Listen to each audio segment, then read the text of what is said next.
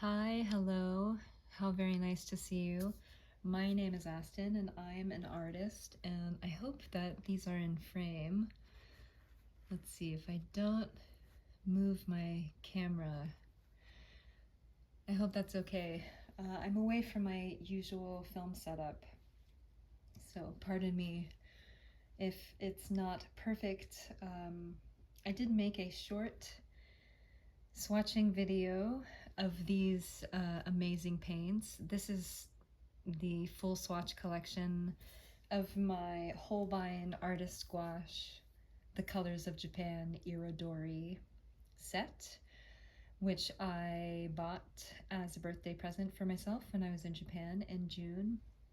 And gosh, golly gee, wow, are these beautiful and amazing and also really fun to use. So I made the mistake when I was swatching them and putting them into little travel palettes back in my home studio before I left for this trip with my family.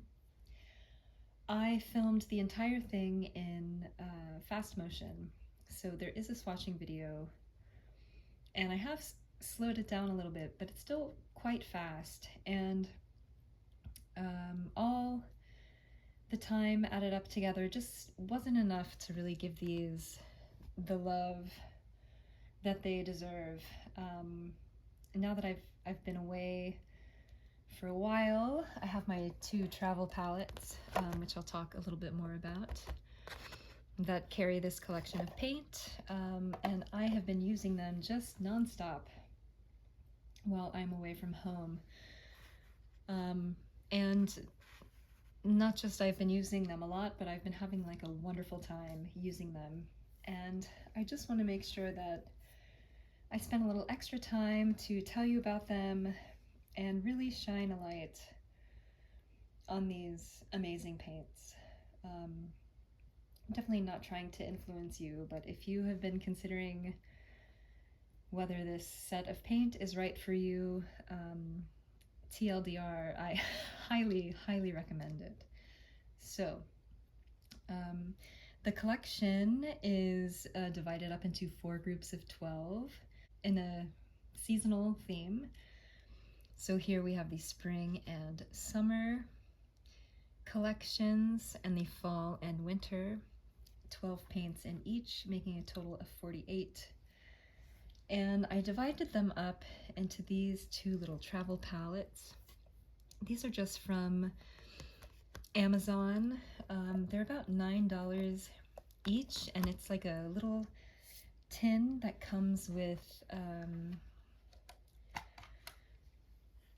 a lot, I want to say 40 maybe, half pans, and also little 3M magnetic strips. And you just peel the magnetic strip and attach it to the back of the little pan, and then you can set them up in these tins in little rows. So the way I have mine set up is spring and summer. This is spring, this is summer, and I leave a little space in between each in case I want extra mixing room, and also I know that with the little break that these are separate seasons. And you might recognize these from my older travel palette that I brought to Japan. I have a collection of 4 Holbein white paints that I put into my travel palette with a bunch of lesser quality paint, and so I thought it would be perfect. I had 2 sets of 4. I thought it would be perfect to include half in this little palette and half in the fall and winter palette. By the way, if you know of a good pen that will write on washi tape, please let me know. This is a very special sticker. This is Hello Kitty as a little schoolgirl that I got in Asakusa, and if I can remember a little bit more about the location of where this little mom and pop sticker shop was, I will include it in the description. And this is a sweet little Miffy that came from Tokyo Hands. Anyhow, I digress. Back to the paint. I love how I set up these little travel palettes, and before I made these swatches, I divided the paint up into these little palettes. So I was making a travel palette while also preparing to swatch the paint. It was like a two for one kind of thing. But I filmed it in time lapse, and I didn't really get to share the full experience of what it was like laying these down on paper for the first time. They're really buttery, really creamy. As you can see over this Sharpie line, very opaque. And I tried to, in my swatch cards, I tried to keep the top pretty opaque and add more water towards the bottom of the swatch. Not always super successful, but overall that's what I tried to do. And some of them, you know, came out with this beautiful gradient, and some of them have some I don't know if you could call it, maybe you could call it granulation or slight pigment separation. That's really beautiful and unexpected. These are not marketed as granulating paints, but some of them do have that effect if you add enough water. So I've been painting with these for a little over a week now, and just using them in all kinds of ways. I've made straight up paintings. I've used them more casually in my sketchbook with other media. I've made a painting with them with color pencil on top. I've also worked with like a pan pastel base on pastel paper, sprayed it with fixative, and used these on top, which I'm really enjoying that at the moment. So I'll include a little bit of the work that I've been making probably at the end of this video, and it's still in process, but I'll show you a little bit of what that's been looking like. But my experience of using these so far is they're very versatile, they're very vibrant and beautiful, and they travel really, really well. I've been using these pretty hard, my travel palettes, and I mean, they're in great shape. And the little system that I'm using is really working for me at the moment. This is the last set of paint that I purchased for myself in Japan, and it's also the last one. I waited to open it because I had a feeling it might be sort of this big a deal. But I'm happy that I waited until last, because these really are the jewel in the crown of my paint collection, of all the paint that I bought when I was in Japan. So I'll just take a minute now and go through each card individually and tell you a little bit more about swatching. Okay, starting out with spring and summer. Spring, spring, summer, summer, whites.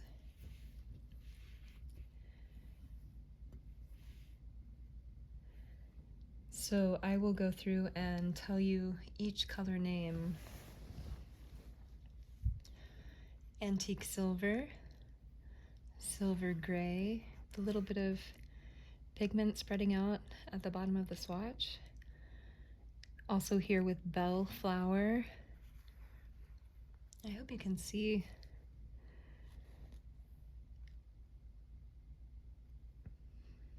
I hope you can see that. Dayflower blue, myosotis blue, seedling, pale patina, light ochre, lemon, caria japonica, pale coral, and vermilion.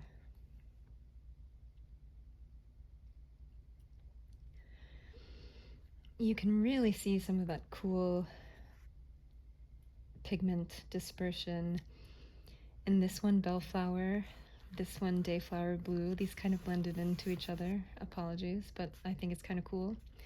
And seedling and pale patina. And here in Pale Coral, this is the spring collection. Okay, moving on to summer. White, black, Ado violet, oriental blue, ultramarine, bamboo green, evergreen, spring green, Taisha brown, canola yellow, orange yellow, and scarlet. And over here you can see, kind of similar to above, in the black there's some really cool spreading out of the pigment. Slightly here on the violet, definitely here in the oriental blue and ultramarine. Here in the bamboo green, the evergreen. A little bit here on the end of this brown. And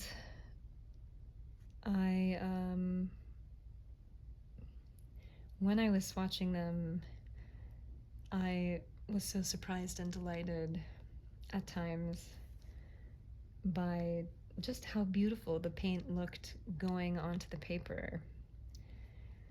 And this is just student grade watercolor paper that I had laying around, and I'm hoping to use up. Although these deserve, I think, a more special paper. They work great on pretty much any paper I've used so far.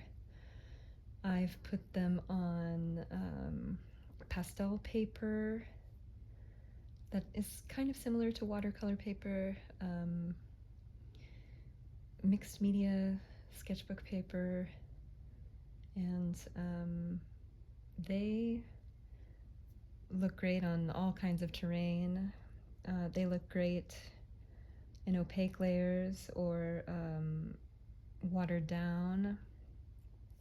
They play well together.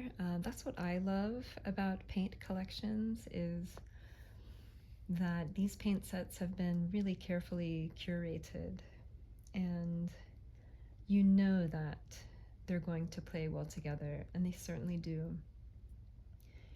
And I've been loving just painting with the full collection. So Holbein Gouache Irodori, wow. They are really a wow. Let's move on to fall and winter.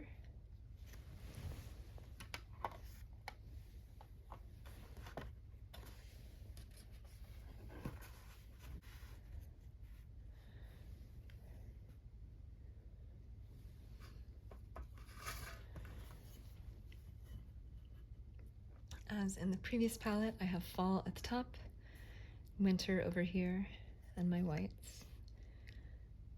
And let's go through the colors.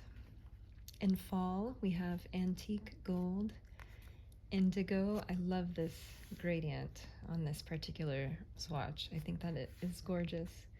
Elm green, pine tree green, leek green, smoked bamboo, dark brown, amber, amour cork yellow,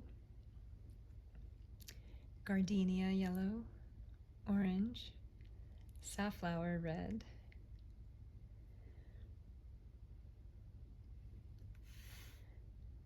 it's just so beautiful, the transition from dark to light. This one has some of that pigment spreading out. The same over here. And again, these blended into each other and it gives you a really cool effect.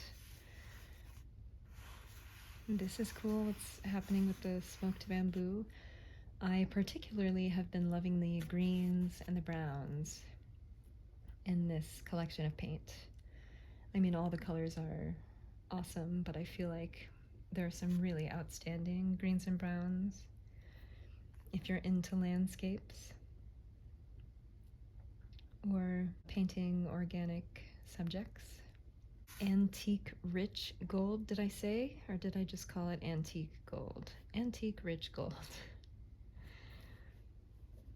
Okay, and finally, last but certainly not least, we have the winter collection, beginning with Antique Gold, Blue Black, Rikyū Gray, Peony, Hummingbird Blue, Geisha Blue, Russet Green, Patina, Dark Brown, Russet Brown, Iron Oxide Red, and Crimson.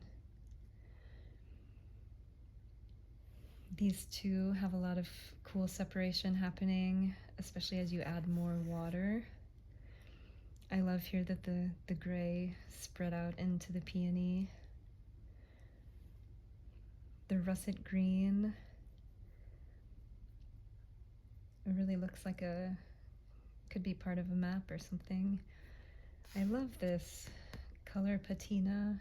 It really reminds me of a Crayola crayon that I've mentioned, I'm sure, already on this channel, Jungle Green. But I love that they chose to call this one patina.